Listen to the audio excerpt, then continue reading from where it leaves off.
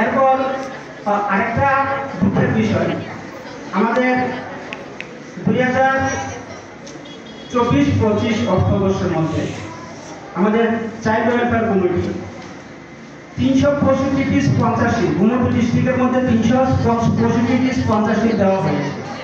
কিন্তু দুঃখের বিষয়, আমাদের অম্পি ব্লকের আন্ডারে একটাও নেই। আমাদের অম্পি ব্লকের আন্ডারে একটাও নেই।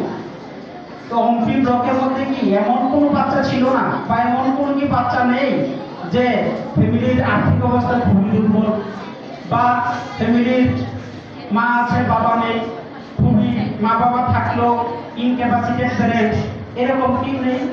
নিশ্চয়ই আছে, কিন্তু হয়তো বা আপনাদের কাছে সেই মেসেজটা যায়নি।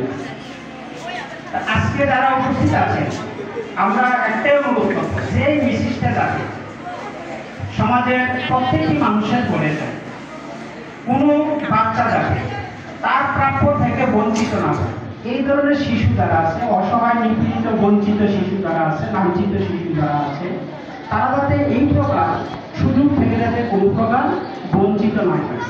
আমি অনুরোধ করবো আপনারা সেই মেসেজটা দেন। এডুকেশন এবং নিউট্রিশন পারপাসে স্পন্সরশিপ দেওয়া হয়, স্পন্সরশিপ পাওয়ার জন্য কারা অ্যাপ্লাই করতে পারে সেটাও আমি বলেছি। সেই বিষয়গুলি আপনারা লক্ষ্য রাখবেন।